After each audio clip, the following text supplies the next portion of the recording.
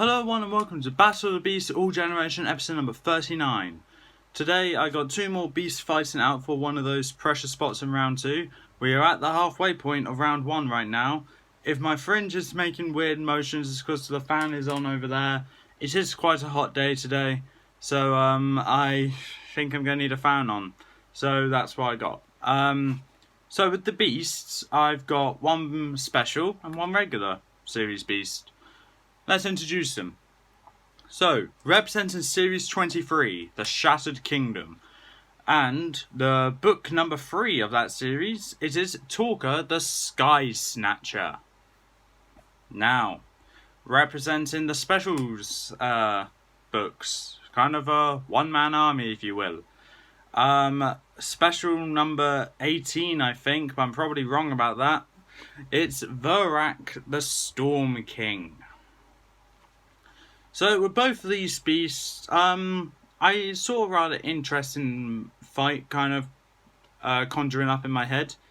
One of these beasts I do like more than the other, significantly by a lot.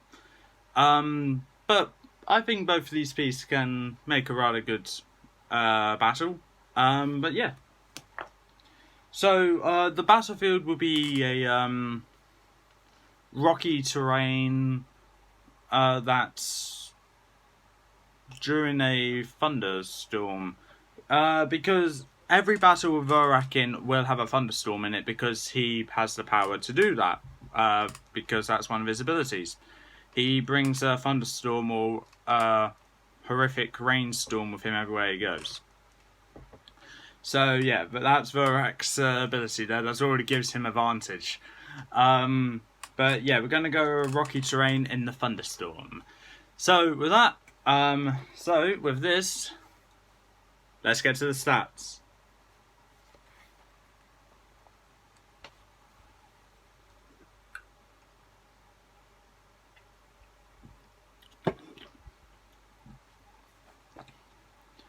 Okay, we're back, and now we're going to go through the weaknesses of both these beasts. We'll start with Torka the Sky Snatcher. Torka's weakness is an inability to swim. Due to her feathers, Torka struggles to escape from water, leading her to drown. That's her only weakness, and that's also how she was defeated in the book. So, yeah.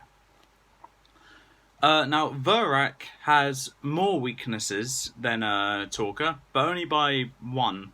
And that's loyalty to the jeweled sword. Whoever holds the jeweled sword controls Verak. Good news for Verak, though, the jeweled sword does not exist in this tournament. And his other weakness is a breakable shell. Verak's shell can be destroyed by powerful artillery like cannonballs. But with that being said, let's get into the fight. So, as both the chamber doors open, Torka bursts through the sky exit and is immediately greeted by an insane thunderstorm. She's flapping her wings powerful enough to keep steady and using all three heads looking around for her opponent. Then on the other side of the arena, the chamber doors open and Verak comes out, just striding out with all his might, trying to seem the most intimidating as possible. Just roars into the air. Torka feels the roar from here, and she's so far away. And they instantly make contact to each other. Verak twitches his antennae to kind of intimidate Torka. Torka seems unaffected.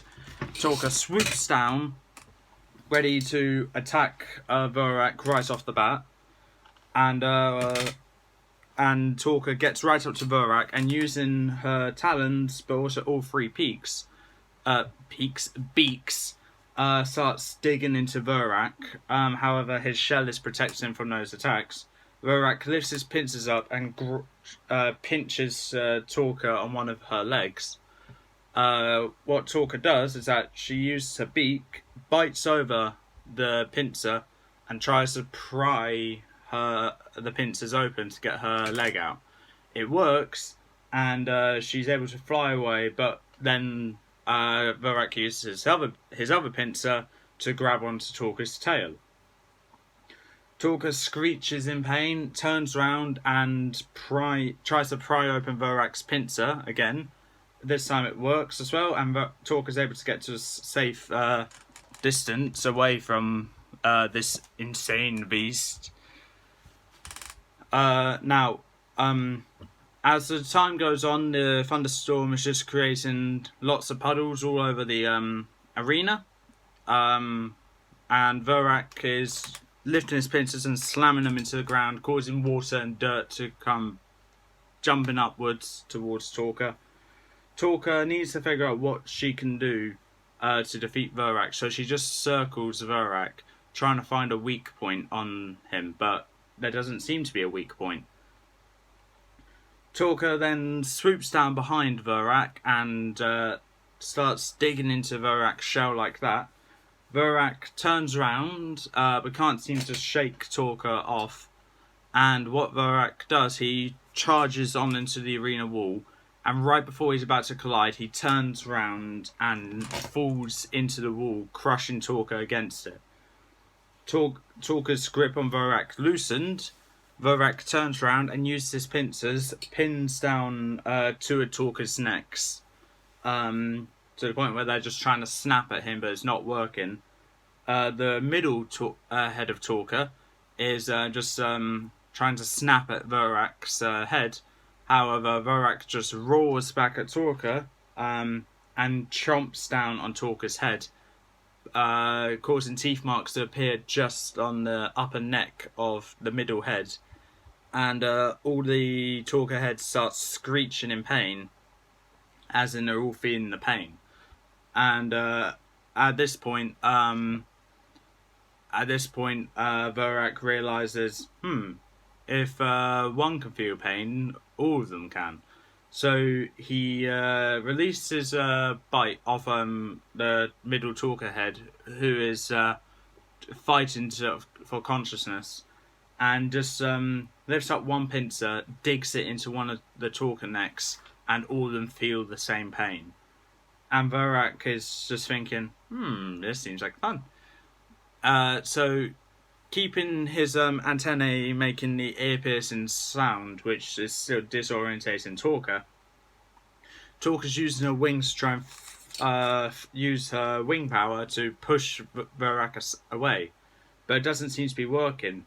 Torka's using the talons to peel away at Verak's undershell, which seems to be working, and they're digging into Verak. Verak is screeching in pain and just chomps down on the middle Torka head, and biting it clean off and spitting the head aside, and using the remaining pincers, just push down harder, constricting the airflow for the other two Torka heads. Torka is fighting desperately to stay alive, using her tail to wrap it around Verak's tail to try and pull Verak off, but it's not working. Trying to disembowel Verak, but their airflow is restricting their movements. Their airflow being closed off is restricting their movements. So it's making it harder for them. They're trying to flap their wings, but it's not working. At which point Torka realizes that she can't do anything. Verak decides to just end them quickly and just closes his pincers, snapping both the heads clean off. The rest of Torka's body, all the limbs and tails and wings, just collapse down to the ground, and the heads just roll off away from the necks. Verak gets back up and makes his way back to his chamber door, leaving a very light blood trail as he does that. So, with that, Verak has won, Torka has lost. If you think Torka should have won, please leave in the comments below why you think that. However, my word's final, and Verak is moving on to the next round. Now, with this battle, I need to be completely honest and say I saw no way Torka was winning that fight. Now, whilst I do kind of like Torka, Verak I do prefer a lot more, so I'm kind of indifferent to that part. But whilst I would like to see a Series 23 Beast actually make it into the next round, I think that might be a bit too much to ask. because I believe Querzol's already dead. Zircon is yet to fight, same as Crotax, and Torka's already dead. So already 2 of them are already dead. So we got a problem here. Crotax and Zircon need to do something. But with that being said, that's all for this time. If you like what you saw, leave a like, leave a comment, don't forget to subscribe, press the little notification bell down the corner below. And I'll see you for battle number 40 next time.